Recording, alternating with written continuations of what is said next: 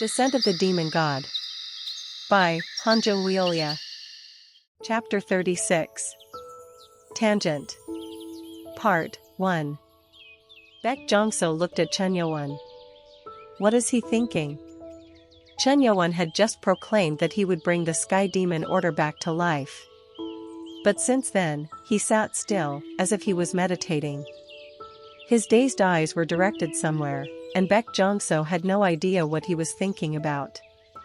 PRR. Chen Yowon's augmented reality was activated. In augmented reality, numerous pieces of information were being organized like a spider web. The idiots of the cult are divided into 3 groups and in conflict. The State Council along with public security are trying to control Miram. The 3 major forces that supported the cult are no more. Chen Yowon was organizing the information. He was contemplating what to do. It wasn't difficult to destroy everything and rebuild. But that would be a massacre. Moreover, such a method will result in many other problems. What needs to be done right away?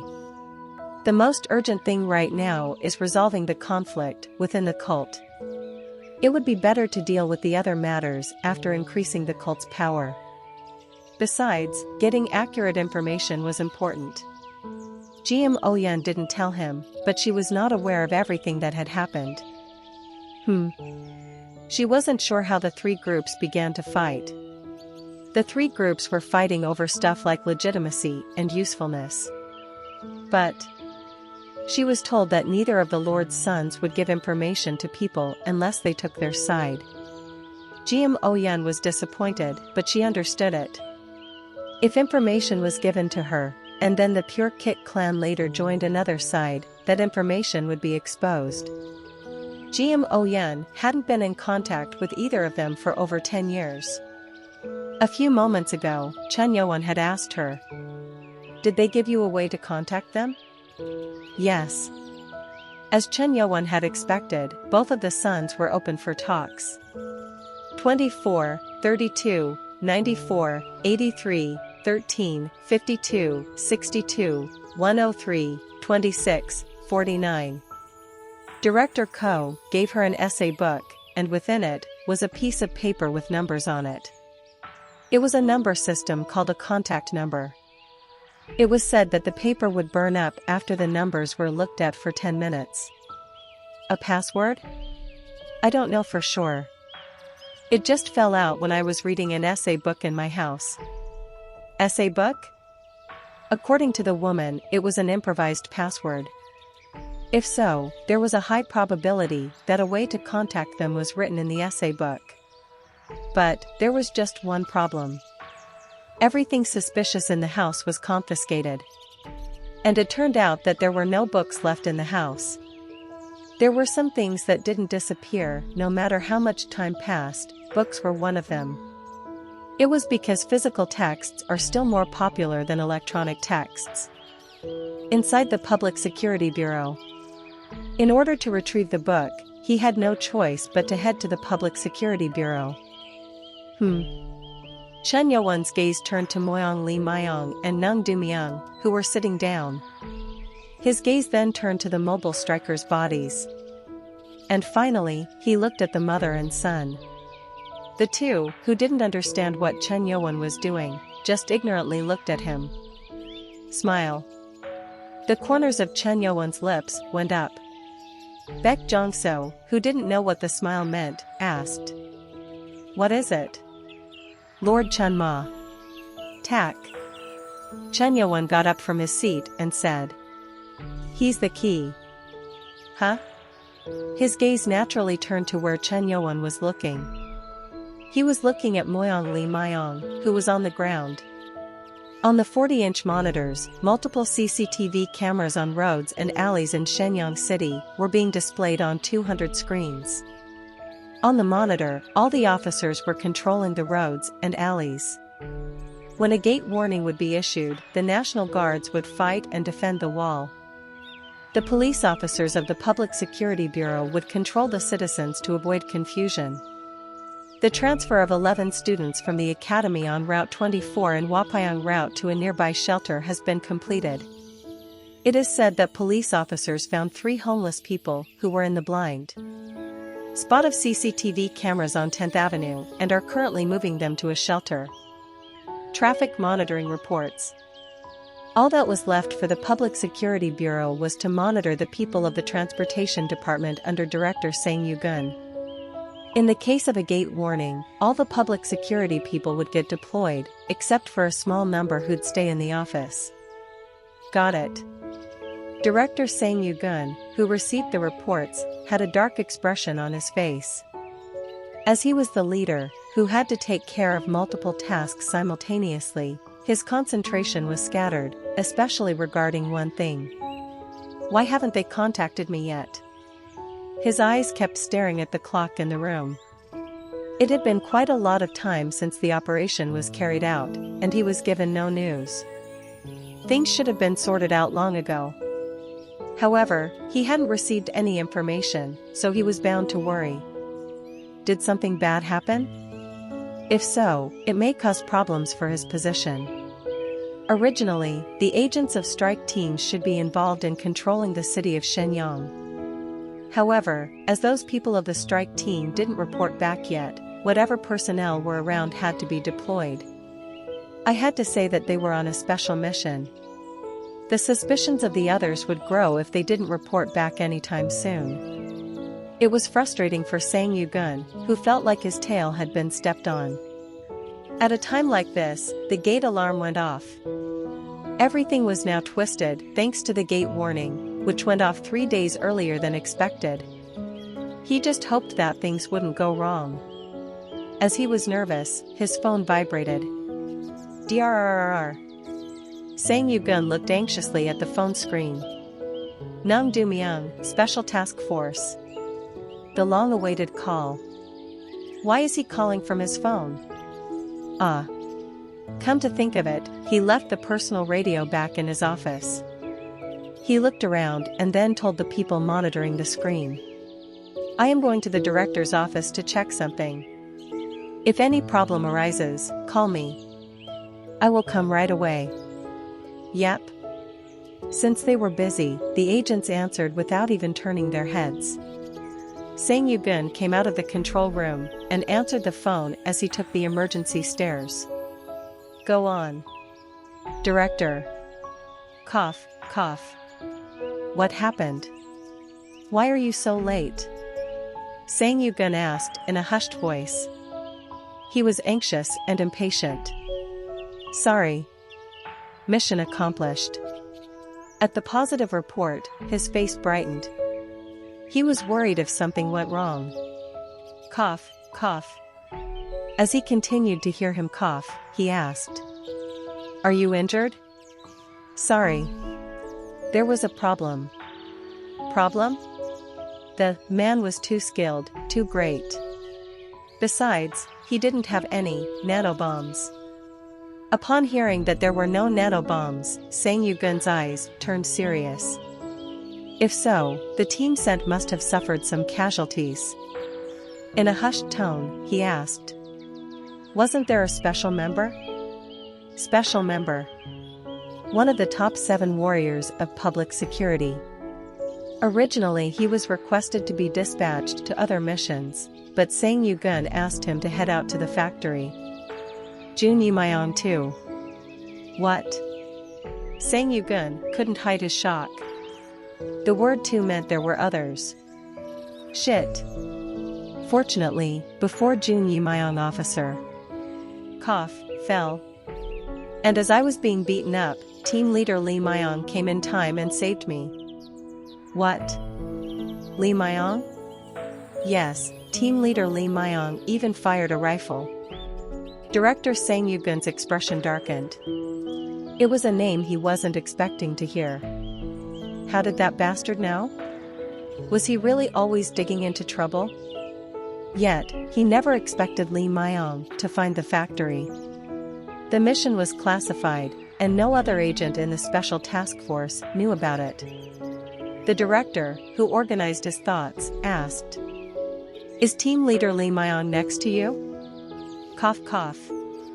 Yes. Because we have no manpower, team leader Lee Myung is bringing in 2 surviving mobile strikers and a person called Musong to the bureau right now. They are coming here? As if he got a headache, the director put his hand on his forehead. According to them, 3 people survived. Lee Myung was one of them. What should I do? He didn't know how to answer the question. The reason why he mentioned Lee Myung must be to let the director know that their secret was out. I told him not to interfere.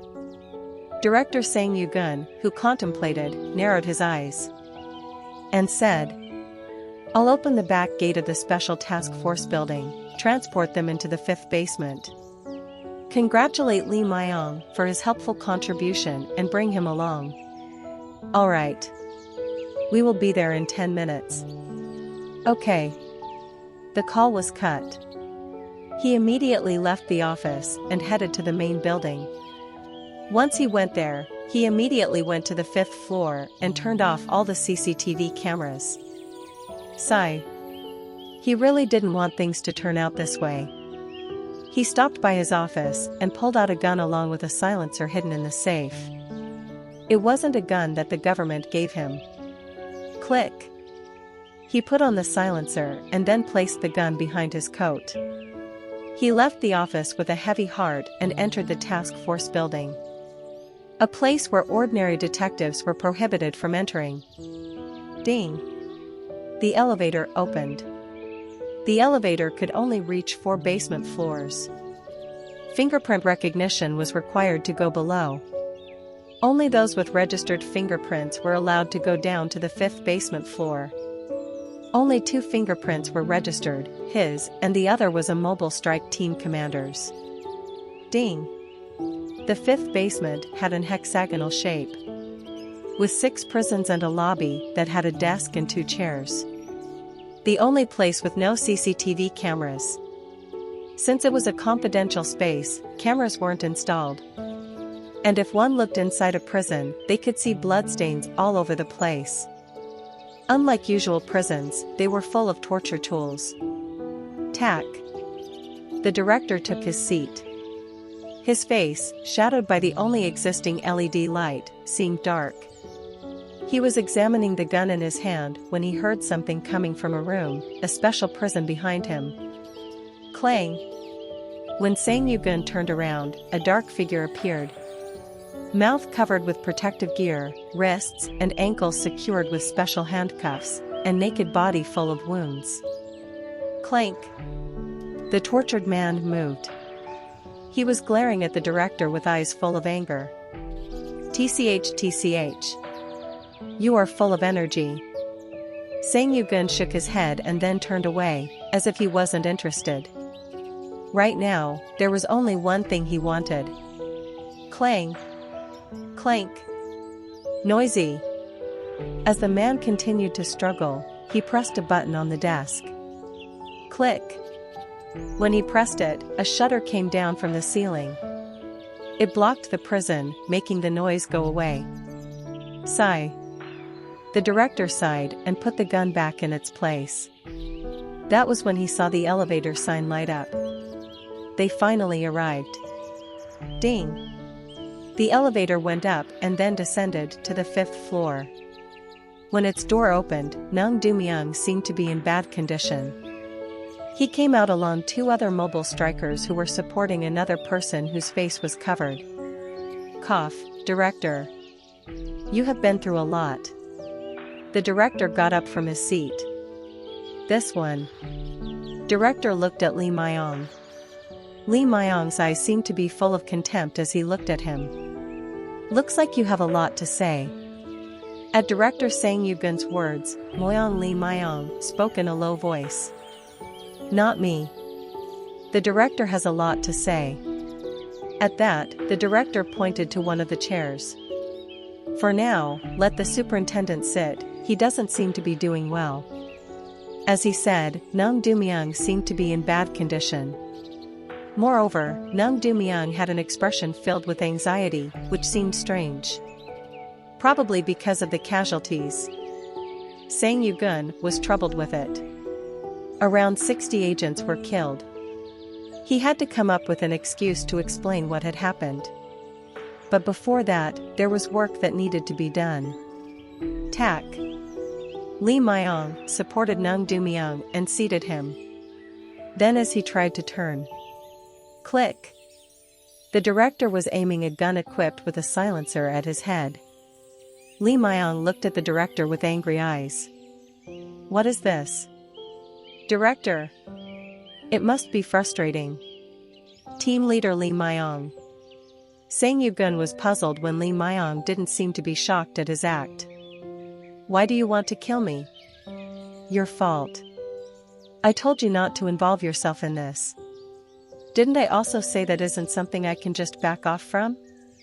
And what the director is now doing isn't the way public security would do things.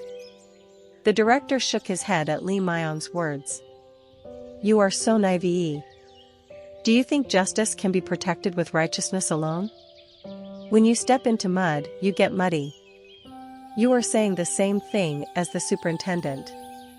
Because it is simply the truth. Although he was aiming the gun at Lee Myung, the director was smiling. He's the director of public security? It wasn't the face of the honest and upright director that he'd known. At that moment, he seemed no different from a criminal. It was disappointing, and he had never imagined that the director he looked up to would turn out to be like this. The director put his finger on the trigger. Even though you were honest, you kept messing around with my work. You get what I am saying? Won't you regret this? Regret? Are you talking about the Yun Company? Moyong Lee Myung didn't deny it. Sang Yu-gun, who was about to pull the trigger, stopped and laughed. Ha ha ha. You are one funny person. What is it? You are just a fool running around without knowing the reality. Are you making fun of me? With displeased eyes, Lee Myung asked him. Do you think that Yun Company would blink its eyes if you died? At that, Lee Myung narrowed his eyes. What do you mean? The executive director even asked the state and me to never take you into the bureau, didn't you know that? At that, Lee Myung answered with a voice full of anger. I am well aware of that. Of course he would get in the way. It has always been the same. He would always get in the way. However, when it came to the Police Department of Public Security, it belonged to the State Council, which was higher than the Muram Association, so he thought that no one did interfere. He was a special recruit to the department. As he was a respected and upright person who didn't yield to external pressure, he was taken in on the recommendation of Director Sang Yu-gun. I am grateful to the director for that. But that has nothing to do with this. As a public security officer, how? Ha ha ha. How can you be so stupid and naive? Did you think I chose you because you were outstanding? Huh? Sang Yu-gun looked at Lee Myung and said. Initially, our duty was to look after the Muram Association and Muram people. No matter how much the company did abandon you, we knew that you could be of some use to us in future. You mean you were trying to use me? I thought I could use you if I had you by my side. But it was just a delusion. The Muram people are cold-hearted. Even if you didn't learn martial arts, how could they kick away their own child and younger brother? At the director's sarcastic words, Lee Myung's expression was distorted. From what his director said, he was using Lee Myung to either monitor the company or use him as a hostage when needed. Huh. When he heard that, his anger and doubts were all resolved. Unlike when he was first commissioned, the director's attitude slowly changed. Was it because I wasn't useful? So sad. If it hadn't been for this, you would have spent all your life as an ordinary detective earning a pension, said the director with a cold face. Lee Myung shook his head. The upright director didn't exist at all. He naively believed the mask that the person was wearing. He must have given up. Seeing Lee Myung feeling down, the director felt bad. The job required him to be level-headed. and if he showed sympathy for such ones, it would turn into trouble. Then, goodbye. He pulled the trigger. PHH. Light flashed, and a bullet was fired. However, something felt weird. PPPPP. The bullet that should have pierced Lee Myong's head was floating and spinning in the air. What is this? Perplexed, Sang Yu-gun didn't know what was happening. Lee Myong said, "Is the offer still valid?" What are you talking about? The director, who was puzzled by Lee Myong's way of talking, turned his head to see Chen Yo-won, who took off the mask and leaned against the prison wall with his hands stretched in the direction of the bullet. Like he was holding the bullet. "Why you?" The director was shocked as he didn't know what to do, but Lee Myong, who looked at Chen Yo-won with a different expression than before, asked, "Are you really going to put the Yun Company in my hands if I follow you?" "What?" At his question, Chen Yo-won answered with a smile on his lips. "You think it is difficult?" Tack. Crash.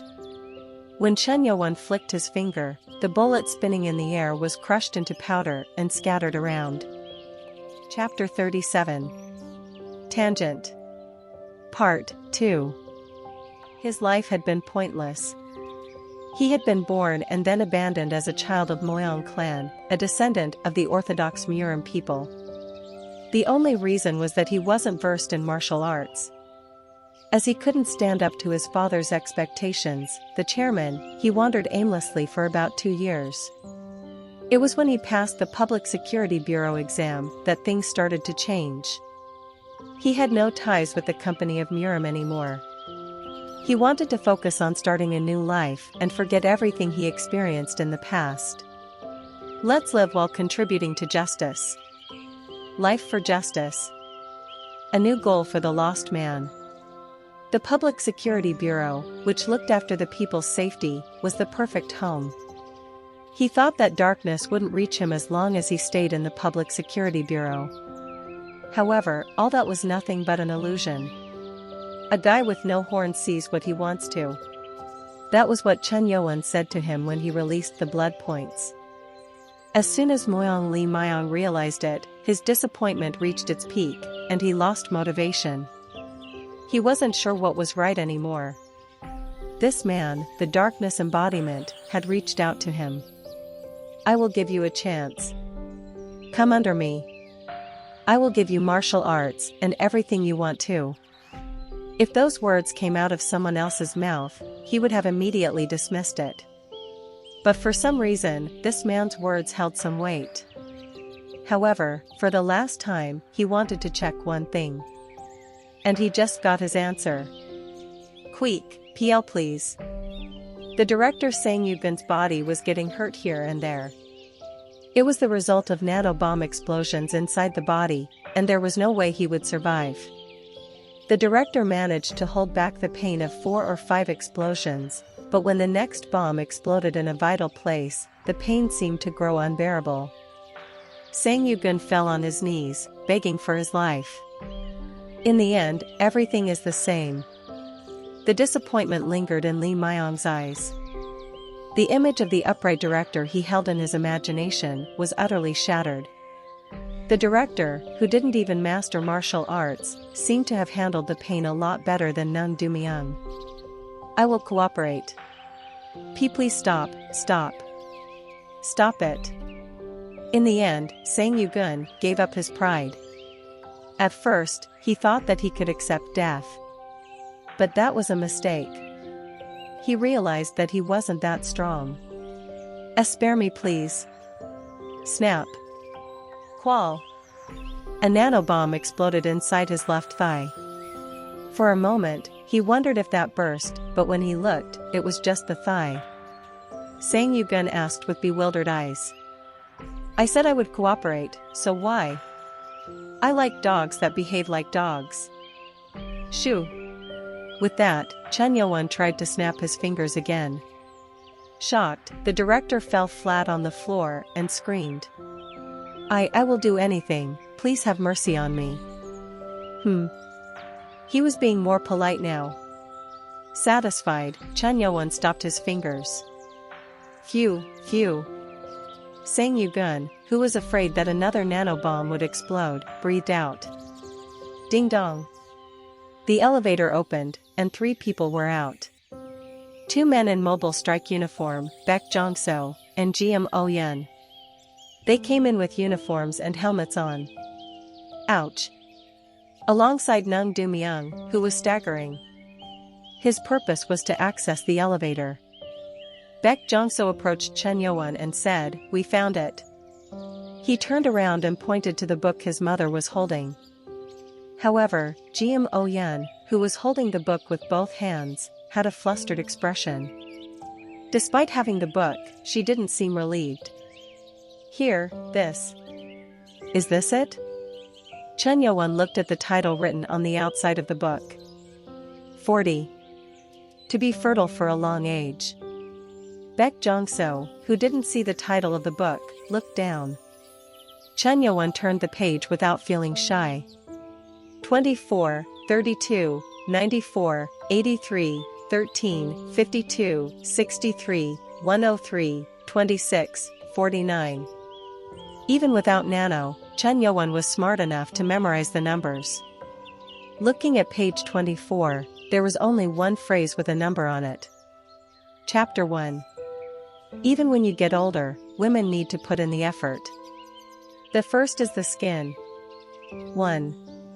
Turning to page 32, there was also a number with text in it. 0. As he kept following the page's numbers, he assembled all numbers. 10529876642. It wasn't that hard to decode. Assuming that the numbers GM Oh-yeon had given him were the right ones. This is it? Most likely, it was a contact number. When Chen Yuan looked at Baek Jong-so, he pointed to the bloody director lying on the floor and Nung Do-myung, who was leaning against the wall. As the two seemed to have passed out, Chen Yuan opened his mouth. 10529876642. If it is 10, the area code is 010, Beijing. The Chinese government used 86 for numbers. Each city had an area code, and 10 was for Beijing, like Baek Jong-so pointed out. If so, then Chen Yusong was in Beijing.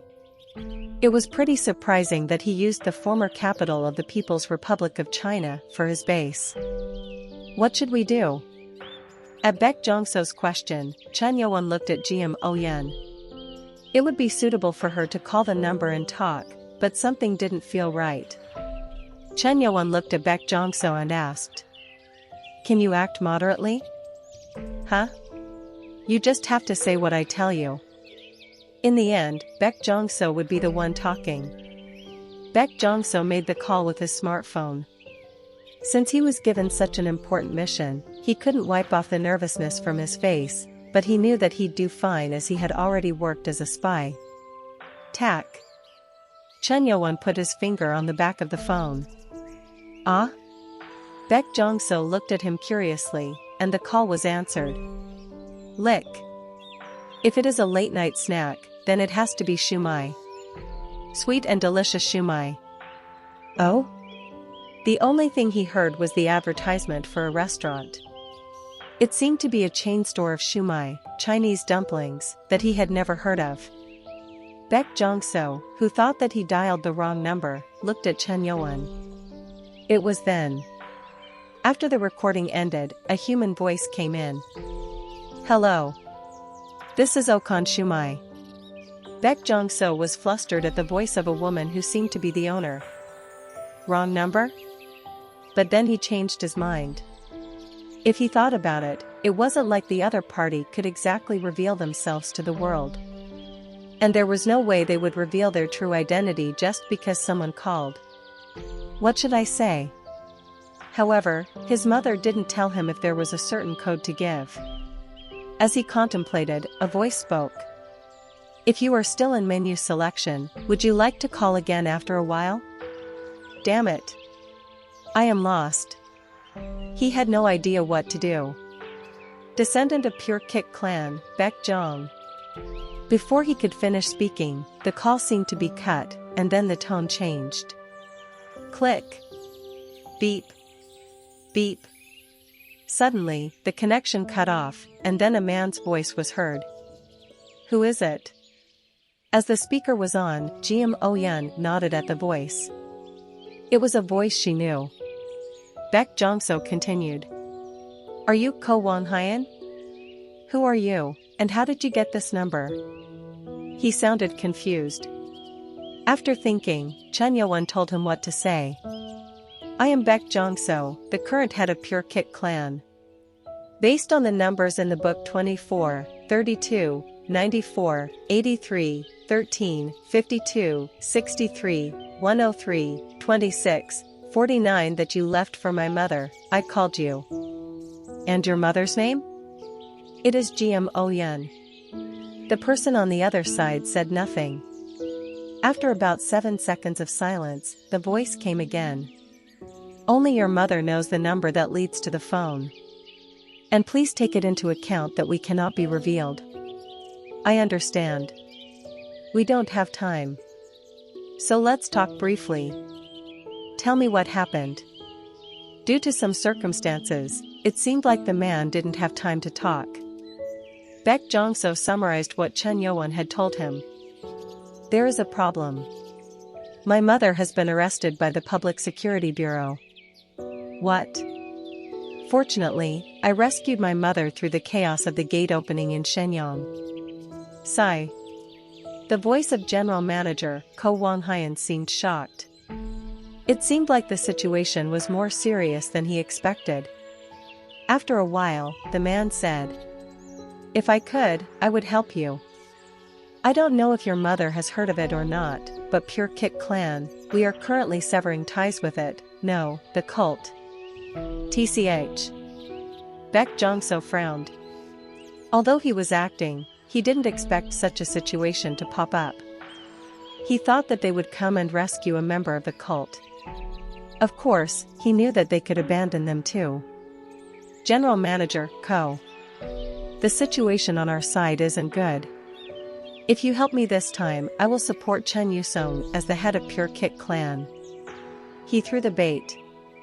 A declaration of support from his clan, one of the top 12 clans. It doesn't matter how much they wanted to sever it.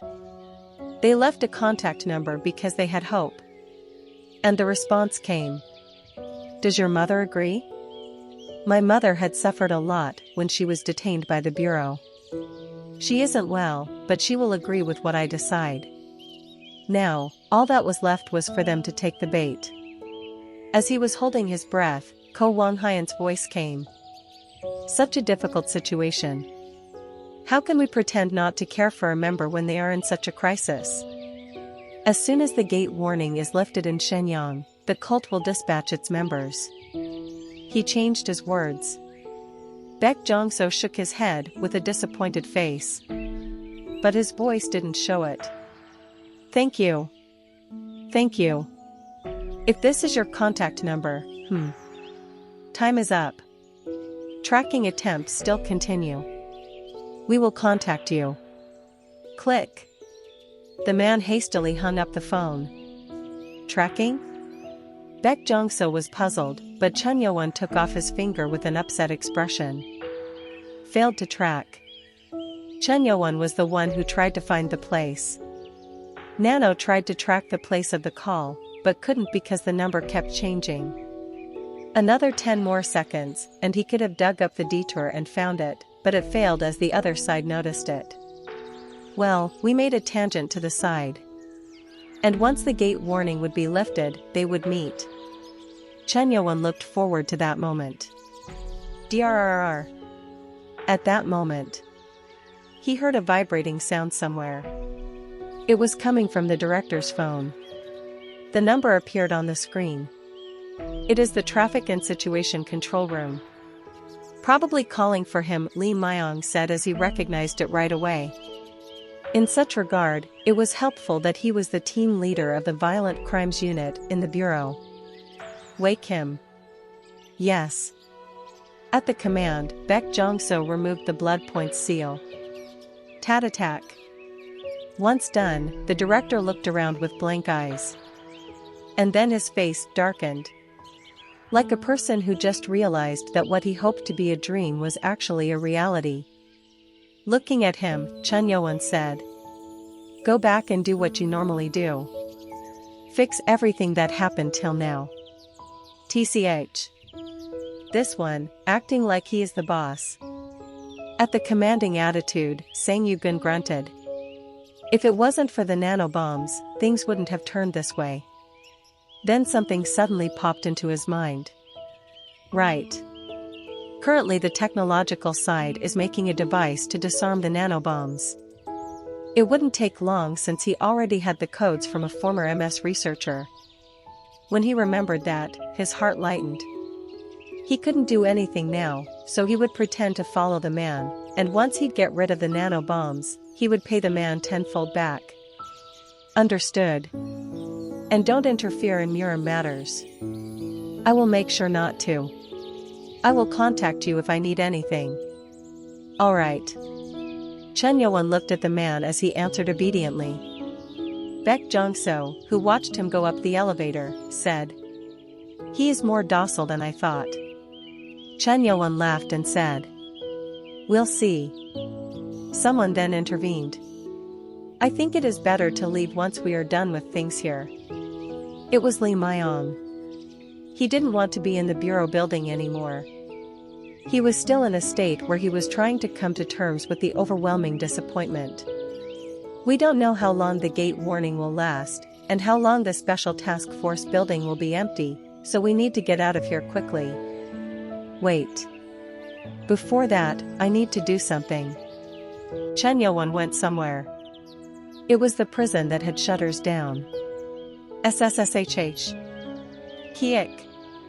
As Chun Yo-won pretended to raise his hands upwards, the shutter, which was lowered, began to rise. Jim Oh-yeon looked at it. Inside the person was an unidentified human, covered in blood and traces of torture, with shackles and gears on his arms and ankles. Ah. Baek Jong-so nodded his head. Seeing the shutter's thickness, it seemed to be soundproofed. But, just in case, it was better to clear anything that could lead to them. I'll do it. Baek Jong-so, who decided that it wasn't something Chun Yo-won had to do, approached him. There was no reason to do it, but unnecessary problems would arise if the man did overhear what happened and released it out. Tack. Baek Jong-so grabbed his neck. He decided to clench the neck and give a painless death. But the moment he tried to grab the neck, the man in shackles groaned. Yoop yoop yoop. It was weird. He wasn't begging for his life or rebelling. It was like he wanted to say something. What is it, huh? Baek Jong-so's eyes shook as he looked at the face. Baek Jong-so took away the things that were on the man's face. Ah. What is it? Chun Yo-won asked. He is an employee of that store that sells the masks.